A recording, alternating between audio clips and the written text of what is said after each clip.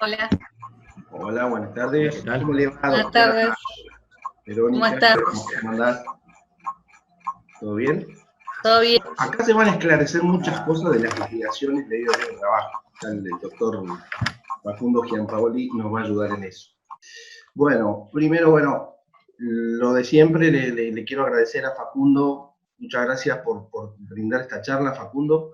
La verdad que es un tema que es muy importante porque todos nos encontramos en algún momento cuando tenemos que hacer una liquidación para determinar la cuantía de la incapacidad de nuestros clientes, liquidación de ley de riesgo de trabajo, y bueno, por eso mismo, muchas gracias por esclarecernos el tema, ¿no?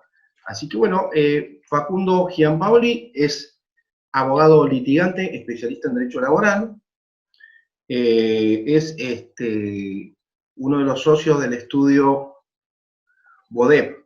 Este estudio es un estudio bastante importante porque es uno de los más antiguos, si mal no me han informado, de la zona de Avellaneda, de la zona sur. ¿Es así, Sí, Facundo? así es. Yo soy del oeste, así que no te puedo decir. En el oeste es el mío, el más importante, pero bueno. Entonces, bueno, bienvenido, Facundo, por segunda vez vas a dar una charla acá, así que muchísimas gracias.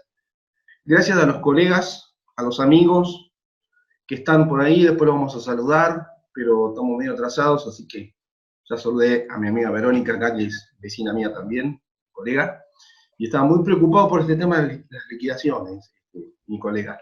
Así que, bueno, te doy la palabra y te voy pasando las pantallas mientras me vas diciendo y bueno, adelante nomás. Gracias, Facundo.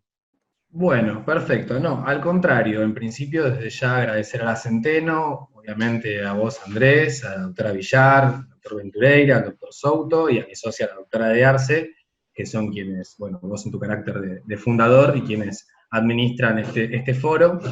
Desde ya también pedirle disculpas a los colegas que tuvimos que posponer la fecha. Lamentablemente hace unos días perdimos a nuestro socio fundador, al doctor Juan Bodet. Así que bueno, tuvimos que posponerlo. Y bueno, vamos a intentar hablar. Esto surgió porque a veces con mi socia, con la doctora Clarisa de Arce, damos alguna charla que tiene que ver con cómo es el sistema de riesgos de trabajo. Y cuando llegamos a la parte de liquidaciones, se hace muy complejo, porque la realidad es que en los últimos años se complicó muchísimo las variantes que hay para hacer las liquidaciones, y realmente a veces se requiere mucho tiempo solamente para hablar de esto. A mí siempre me gusta tratar de explicar en un principio qué es lo que trato de lograr, por lo menos en esta charla. Así que lo que vamos a tratar de ver, después ustedes me dirán si lo logramos, es cómo es la forma de cálculo originaria de la ley, cómo fue modificándose, sobre todo en los últimos años, desde la sanción de la 27348, el DNU 669 y su reglamentación, la resolución 1039, y luego hacer una especie de comparativo de tasas como para ver por qué se da esta discusión de qué me conviene más, en qué jurisdicción o en qué no jurisdicción. Y bueno, después desde ya quedarán los colegas hacer los planteos correspondientes. Yo también aclaro, la realidad es que yo soy muy crítico de este sistema, para mí es manifiestamente inconstitucional, pero bueno, obviamente a la luz del fallo Marchetti y las posturas actuales de la Cámara Nacional de Apelaciones de Trabajo, tenemos que revisar esto. Así que bueno, vamos a entrar sin más. Si puede ser, Andrés, te pido si podemos pasar a la siguiente filmina. Sí, cómo no. A ver, me pasé varias. Ahí es. A la 3. A la 3. Ahí estamos. Bueno, vamos a empezar. Esto es lo que yo voy a llamar fórmula histórica. Si bien no es la originaria de la 24557, sino que ya está reformada por el decreto 1278 del 2020, me pareció que no tenía sentido que explicáramos la originaria del año 95, porque ya han pasado mucho tiempo y si hay algunos casos dando vuelta de esto, el abogado que sea el responsable creo que tiene más experiencia que yo, inclusive en lo que es liquidaciones a esta altura. Pero bueno, esta es la fórmula que todos conocemos, la fórmula polinómica, que se establece de la siguiente forma. Vamos a tomar el ingreso base del trabajador, que está determinado en el artículo 12 de la la ley 24557.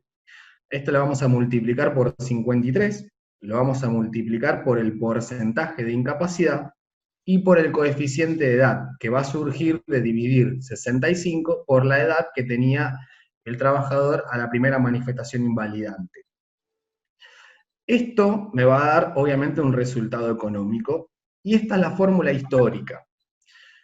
Lo que tenemos acá es que vamos a tener tres variables que vamos a tener que ir sacando en base a conforme avance el juicio, o ir calculando nosotros, como es el porcentaje de incapacidad, cuál es el coeficiente de edad, y sobre todo cómo se saca el ingreso base. Y esto es una de las cuestiones que en un principio trajo mayores problemas, porque la ley fue sancionada en un contexto de convertibilidad 1 a 1, en cuando se abandonó, al quedar el ingreso base fijado, los tiempos de tramitación, cada vez las liquidaciones iban dando resultados más absurdos. Pero bueno, este periodo hasta la sanción de la 27348, metodológicamente lo vamos a llamar histórico, ¿está bien? Y ahora después más adelante vamos a ver por qué lo llamamos de esta forma. Lo que me interesa sobre todo es la parte del IBM. ¿Por qué? Porque es el ingreso base, la forma de cálculo del ingreso base, lo que fue modificado con la 27348 y posteriormente con el DNU 661. ¿Qué es lo que hacíamos históricamente? Tomábamos la cuantía de las prestaciones dinerarias, ¿sí?, que resulta de dividir la suma total de remuneraciones sujetas a aportes y contribuciones, devengadas de los 12 meses anteriores a la primera manifestación invalidante, o el tiempo de prestación de servicios si fuera menor a un año. Lo dividimos por el día correspondiente del periodo y lo vamos a multiplicar por 30,4. ¿Qué quiere decir esto? Íbamos a tomar desde la primera manifestación invalidante hacia atrás 12 meses salariales, incluido el aguinaldo, los medios aguinaldo, lo íbamos a dividir por 365 y lo íbamos a multiplicar por 30,4. Y eso iba a ser nuestro ingreso base. Si el trabajador prestó un trabajo, por ejemplo, tareas por 20 días, íbamos a tomar esos 20 días, lo íbamos a dividir, es el salario cobrado por esos 20 días, lo íbamos a dividir por 20 y lo íbamos a multiplicar por 30,4. Esta es la forma en que se sacaba el ingreso base y luego se aplicaba la multa que fijaba el quantum indemnizatorio. A este quantum indemnizatorio luego se le aplicaba la tasa de interés moratorio que regía en el fuero correspondiente. Si es provincia de Buenos Aires, en la actualidad la tasa pasiva digital; si es Capital Federal, la Justicia Nacional del Trabajo, es las actas acuerdos de la Cámara. ¿Podemos pasar a la siguiente placa, por favor, Andrés? Acá lo que vamos a tener son periodos en donde no se modificó el artículo 12, pero sí, al quedar desajustadas las fórmulas, lo que fue respondiendo el sistema fue con parches, agregando sumas de dinero en algunos supuestos y en otros no. En este sentido se agregaron las compensaciones de pago único, que se dan en estos supuestos que tienen ustedes escritos acá. Aclaro que el PowerPoint yo se lo pasé al doctor de la UZ, no obstante, después si quieren lo publicamos, para que lo tengan todo directamente y no tengan que anotar nada.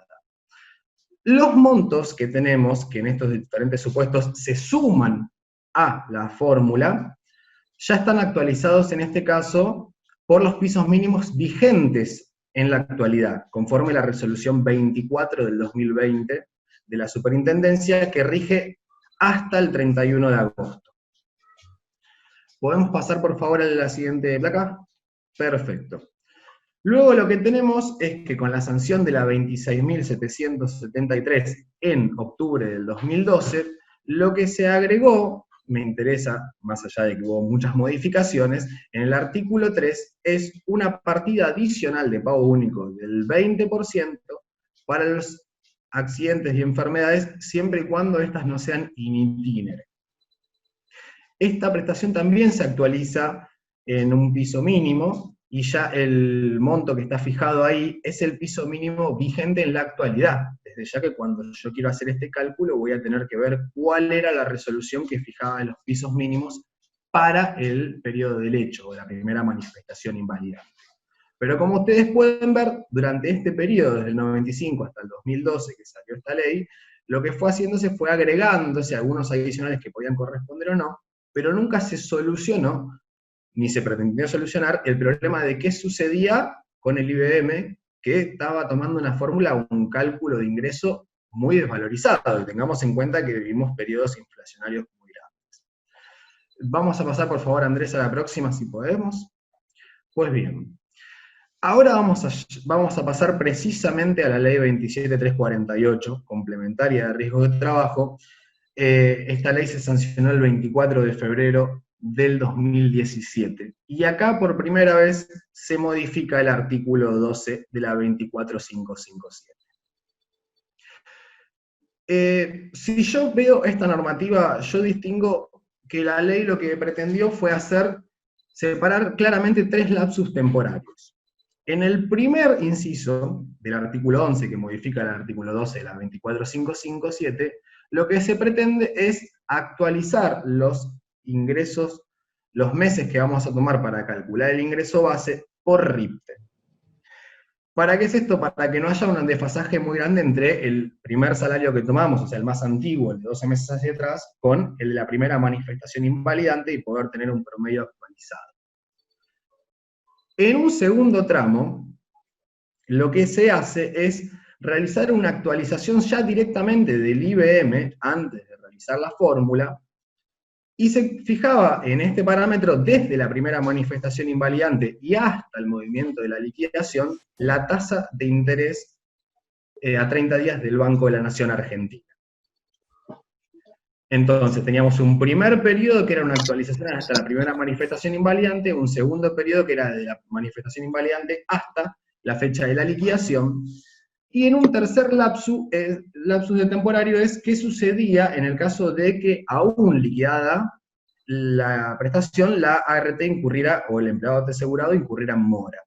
Acá lo que se planteó es que los intereses se iban a acumular al capital, y el producido devengará un interés de la tasa activa también de 30 días. ¿Sí? Esto está permitido desde ya por el 770 del Código Civil y Comercial de la Nación, y esto será en principio las tres modificaciones, y acá es por primera vez donde vamos a ver un IBM actualizado. A mí realmente no me gusta hablar de actualización porque yo, para que después más o menos redondearlo, yo considero que siempre estamos corriendo más de cerca o más de lejos a la inflación, pero en realidad nunca estamos actualizando en términos reales el crédito que le hubiese correspondido al trabajador.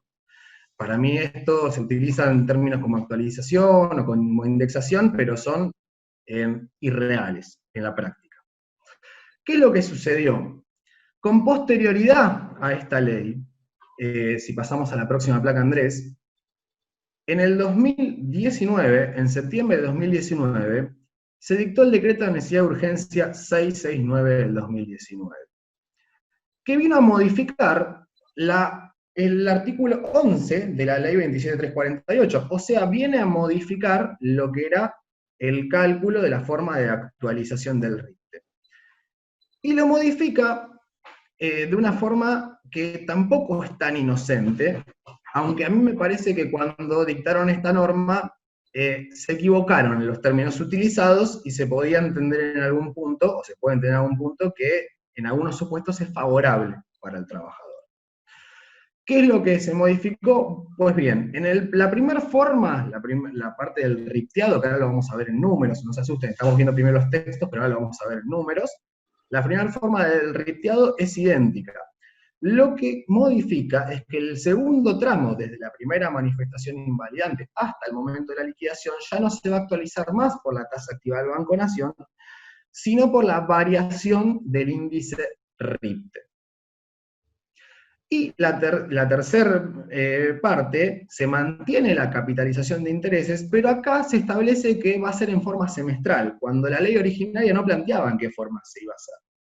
Entonces tendríamos que ver si eventualmente iba a regir el inciso 1 del artículo 770, e iba a ser igualmente semestral, o podríamos hacerla diariamente la capitalización. La realidad es que hubo una modificación. Pero la modificación más importante de este decreto es precisamente el artículo 3 que tienen ahí. Porque este decreto establece expresamente que se aplicará a todos los casos independientemente de la fecha de la primera manifestación invalidante. Por ende, este DNU establece en su propia norma la aplicación retroactiva, lo cual, a mi entender, está contemplada en el Código Civil y Comercial de la Nación en el artículo 7. Ahora bien, esto no estaba en la ley 27348, razón por la cual empezamos a discutir que la ley 26348 no puede aplicarse retroactivamente. Ahora, el DNU 669 puede aplicarse retroactivamente, por ejemplo, a un cálculo de un accidente que regía durante la vigencia de la 24557. Pues bien, ahora vamos a ver qué es lo que está diciendo la jurisprudencia. Les aclaro también que estamos hablando de normas que fueron dictadas en septiembre de 2019, y ahora vamos a ver su reglamentación, que otra vez le metieron mano. Entre medio tuvimos feria de verano, luego tuvimos un mes y medio de actividad, y luego tenemos pandemia, razón por la cual esto se está debatiendo recién ahora. Y no hay tampoco tantos antecedentes como para ver por qué lado están surgiendo las interpretaciones. No obstante, como para mí, como les anticipé en un principio, para mí se equivocaron realmente en la redacción. Hubo una reglamentación ya de esto, y fue al poco tiempo. ¿Podemos pasar, Andrés, a la próxima placa? La reglamentación viene dada por la resolución 1039 del 2019, y fíjense este detalle, es la Superintendencia de Seguros de la Nación quien reglamenta este DNU, porque así lo establece, ya no la Superintendencia de Riesgos de Trabajo. Acá también habríamos que ver si es constitucional que se modifique cuál es el organismo reglamentario en este sentido. Pero como si fuera poco, esta resolución viene a traer algunas formas de interpretación del DNU que en realidad terminan modificándolo, en desmedro, obviamente, del crédito del trabajador.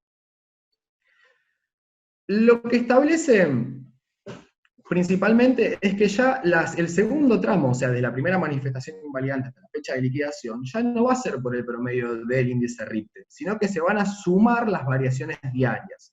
Y ahora vamos a ver que hay una diferencia en este sentido en cómo se realiza. Y también esclarece cuándo se entiende que es la puesta a disposición, porque tampoco nos poníamos muy de acuerdo en qué era, pero establece que es cuando se llegó a un acuerdo, la fecha de suscripción del mismo, o si no, la fecha de la liquidación de la prestación dineraria. Podemos pasar 2 filminas más, ¿sí? Porque lo cambié. Ahí estamos. Este es un ejemplo de cómo se publican los índices RIPTE. Para aquellos que no estén familiarizados, se publican en columnas, en donde tenemos en una primera columna, obviamente, los meses correspondientes al año que queremos ver. En una segunda columna, el salario promedio que tenemos registrado. En una tercera columna, estos porcentuales que tenemos mensuales, es precisamente para mí a lo que se remite el 1039, y que es lo que modifica la forma de cálculo del decreto 669. Y luego tenemos 2 índices de publicación. Nosotros, para lo que es riesgo de trabajo, vamos a tomar siempre el último. ¿Bien? Entonces, lo que vamos a tener siempre publicados en una tanda mensual, y el problema que tenemos es que no están nunca actualizados. El último índice publicado es el de mayo del 2020, razón por la cual, cuando un juez tenga que liquidar la prestación al día de hoy, ¿qué hace con los índices no publicados? ¿Los estima? ¿Lo hace una liquidación parcial y se deja reserva de liquidarse la diferencia cuando se publiquen en el resto de los índices? La verdad es que no lo tengo muy en claro, y es un problema porque se publican semestralmente, o sea, podemos llegar a tener 5 meses de desfasaje respecto de lo que es la publicación de los índices, lo cual puede ser mucho o poco, dependiendo del periodo que estemos contemplando. Si podemos pasar, Andrés, a la próxima. Pues bien, acá lo que vamos a tener es un ejemplo de cómo para mí se realiza el primer tramo de lo que es el RIPTeado, o sea, el primer tramo de actualización del índice RIPTE. Y este cuadro, yo había preparado otro, lo tomé y lo pegué, este cuadro en particular, porque esto surge de una sentencia judicial de un tribunal de Florencio Varela. O sea, este cuadro forma parte de una sentencia judicial. Después en el PowerPoint más adelante están los autos, así que los van a tener, pero este mismo cuadro fue extraído de una sentencia que fue paga ya a esta altura. Y les quiero graficar cómo sería el RIPTeado, lo que nosotros llamamos el RIPTeado del IBE. Lo que ustedes tienen que hacer, obviamente, vamos a tomar desde la primera manifestación invalidante hacia atrás, se dan cuenta que empieza desde mayo del 2016, llega hasta junio del 2015, Y vamos a poner en la tercera columna la remuneración, o sea, lo que fue persiguiendo ese trabajador en todos los plazos. Si ustedes ven, diciembre de 2015 y junio de 2015 tienen un monto mayor, porque obviamente se sumaron los medios aguinaldos. Lo que vamos a hacer luego es poner, en la segunda columna que ven, es el índice RIPTE que corresponde al mes que yo estoy tomando como parámetro. Y vamos a hacer, como hizo acá el tribunal, un cuadrito, donde vamos a tener cada mes, cada índice RIPTE que corresponde y la remuneración que le corresponde al trabajador que percibió, de vengada, en este periodo. ¿Qué es lo que vamos a sacar para sacar el coeficiente que tienen como índice RIPTE? Pues bien, vamos a tomar el coeficiente siempre último, o sea, el de mayo del 2016, 2066,33, y lo voy a dividir por el periodo que yo quiero RIPTear. Si yo quiero sacar cuál es el coeficiente RIPTE para junio del 2015, lo que voy a hacer es tomar el coeficiente de mayo del 2016, o sea, 2062,33, y lo voy a dividir por el coeficiente de junio de 2015 por 1612,17. Y esto me va a dar el resultado que le dio el tribunal acá, 1,279. Lo que vamos a hacer es, al salario correspondiente, lo vamos a multiplicar por ese índice y vamos a tener una remuneración actualizada. Luego vamos a sumar todas las remuneraciones y vamos a hacer lo mismo que hacíamos históricamente, dividirlo por 365 y multiplicarlo por 30,4. Y me va a surgir un primer IBM, que es RIPTeado, yo le digo, el tribunal lo llamó IBM actualizado. Y acá estuvo muy bien el tribunal porque hizo el comparativo de los dos, el sin actualizar y el actualizado. Después le voy a explicar por qué lo hizo, pero es para que nos pueda graficar que hay una diferencia respecto del ingreso base que voy a tomar para hacer la fórmula posteriormente. ¿Podemos pasar a la siguiente placa, Andrés? Perfecto. Esta va a ser la fórmula que vamos a tomar como referencia. Les comento, los montos, las incapacidades son aleatorias, las puse yo simplemente a los fines de graficar, o sea, no traten de buscar correlación entre un cuadro y el otro porque es a título ejemplificativo. Y de hecho tomé un caso que no contempla adicionales, como para hacerlo lo más simple posible.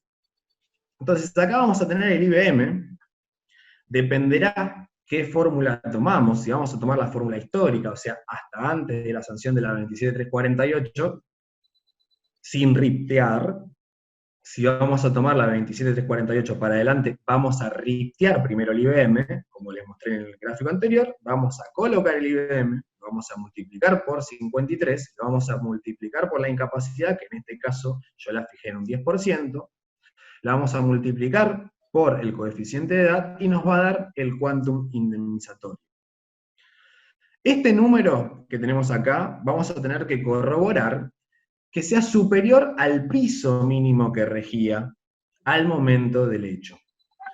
El piso que ustedes ven acá, que está citado, es el piso actual, ¿sí? Para el periodo actual. No lo tomen en cuenta para este caso, porque este caso es anterior. Ustedes van a tener que buscar cuál es el piso que estaba vigente en ese entonces. ¿Está bien? Pero es para que ustedes se den cuenta cómo se hace. Si el piso me da más, o sea, voy a tomar el total que me fija la resolución correspondiente, lo voy a dividir por 100 y multiplicar por el número de incapacidad, o directamente lo voy a multiplicar por el porcentaje de incapacidad, si el número que me da el piso es mayor al de la fórmula, voy a aplicar el número del piso. Si el número que me da el piso es menor al de la fórmula, voy a aplicar el de la fórmula. Después tendremos que ver si corresponde a alguna suma por adicional de pago único, y si corresponde que adicionemos el artículo 3 de la 26773. Lo que vamos a tener son, respecto de lo que es la fórmula histórica, o sea, con las leyes 24557 y 26773, cuando yo haga la fórmula esta, le voy a agregar para calcular la tasa de vengada de interés moratorio que rige en cada jurisdicción. Si yo estoy litigando en la provincia de Buenos Aires, voy a tomar, desde el hecho hasta el momento de la liquidación, la tasa pasiva digital acumulada. Se la voy a adicionar y esa va a ser el total de la liquidación. Ahora bien, si yo voy a RIPTear conforme la 27348 y le voy a aplicar el acumulado de la tasa activa al IBM que se puede hacer de dos formas. O yo ripteo primero el IBM, como hicimos en el cálculo anterior, luego calculo cuál es la tasa activa acumulada y se la vuelvo a aplicar al IBM, y luego hago la fórmula, o sea acá 28.231 sería actualizado por el acumulado de la tasa activa del periodo que quiero liquidar, y hago la fórmula, o directamente hago la fórmula y luego lo ajusto por el acumulado de la tasa activa. El orden de los factores no altera el producto, ¿está bien? El resultado va a ser el mismo en este caso.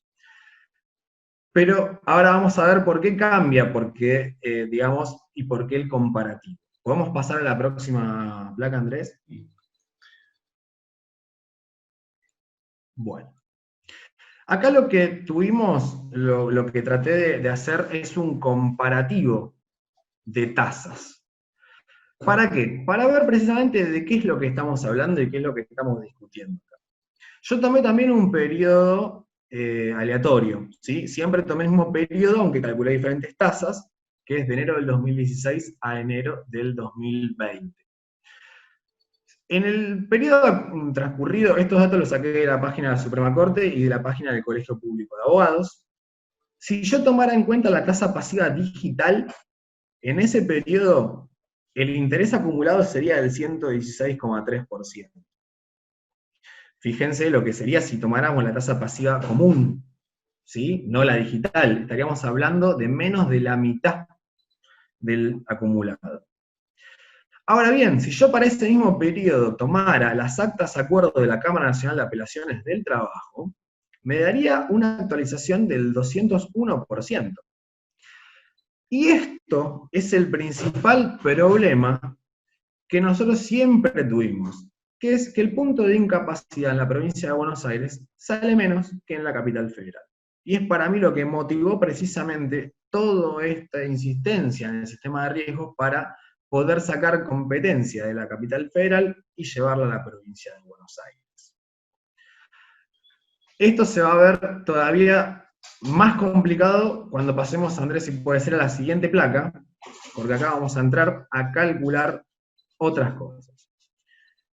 Si yo tomara la ley 27348, o sea que contempla la tasa activa a 30 días del Banco Nación y unificaría para todas las jurisdicciones, en el periodo que estamos contemplando, el acumulado es de 155%. O sea, sería una mejora respecto de la tasa pasiva digital y mejoraría la prestación en los trabajadores de la provincia de Buenos Aires.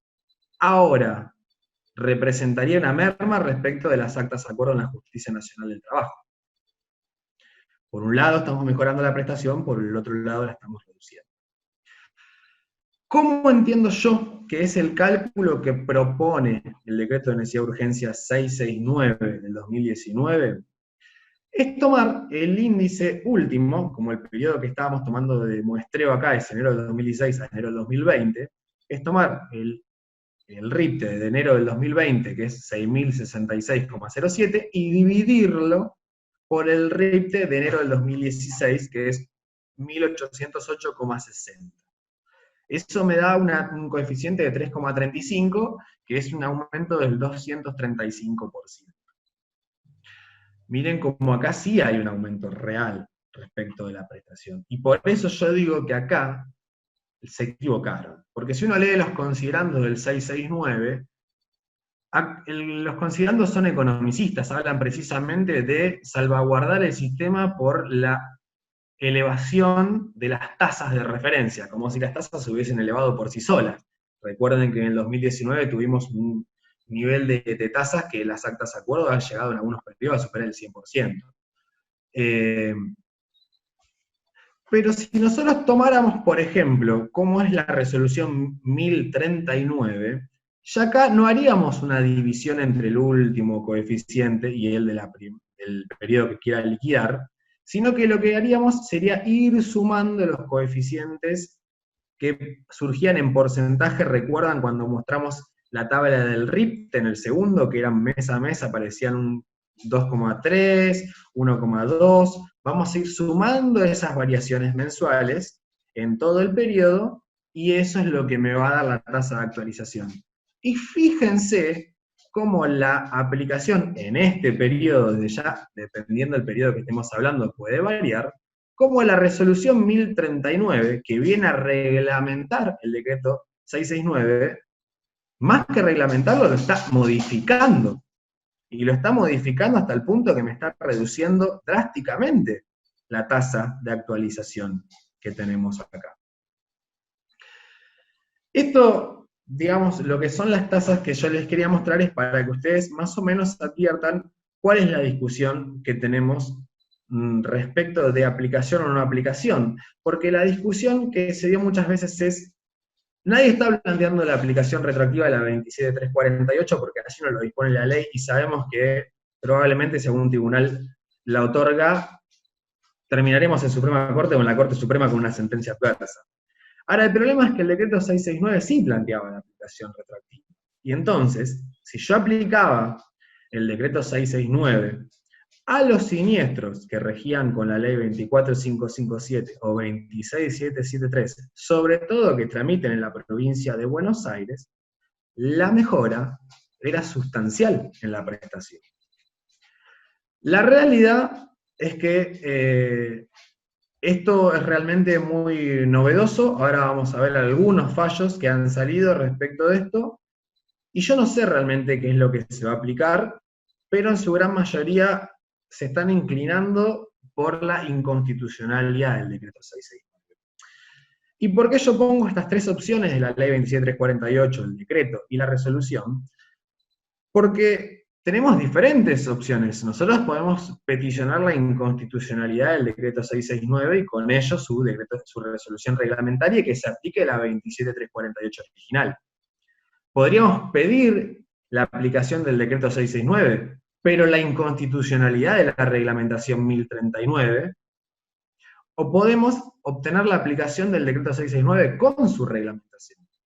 Entonces, lo que tenemos es que desde la sanción de la 27348, en el 2017, tenemos diferentes formas de cálculo. ¿Por qué? Porque tenemos diferentes formas de calcular el IBM. Y algo que también hay que contemplar en este caso es que, como las formas de actualización que plantea la ley 27348 complementaria, ya actualiza el periodo desde la primera manifestación invalidante hasta la fecha de liquidación de la prestación, no llevarían la tasa de interés moratorio respectiva del fuero. O sea, no es que yo voy a hacer la fórmula con el IBM ripteado, que voy a actualizar luego por la tasa activa, o por la evolución del RIPTE, o por la sumatoria de las actualizaciones del RIPTE, y luego le voy a aplicar además las actas acuerdos de la Cámara de Apelaciones de Trabajo. Sino que esta forma de actualización viene a unificar los criterios y a correr de lado las tasas moratorias que se aplican.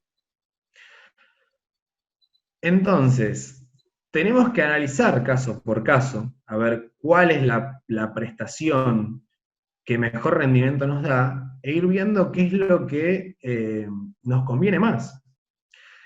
Ahora bien, el problema que tenemos acá es que estas normas que ustedes están viendo acá son en un periodo de 3 años. O sea, desde el 95 hasta el 2017 nadie modificó la forma de actualización del IBM. Y desde el 2017 hasta acá ya tenemos 3 normas que lo están modificando. Esto realmente lo que produce, o lo que para mí va a producir, es una atomización de criterios. Y es que vamos a estar discutiendo entre nosotros, realizando planteos, obteniendo resoluciones, imponiendo recursos, a los fines de ver qué es lo que se aplica o no se aplica, y probablemente tengamos una respuesta varios años adelante. Varios años. Un segundito, lamento interrumpir, pero bueno, queda 1 minutito y medio, así que seguimos en la segunda parte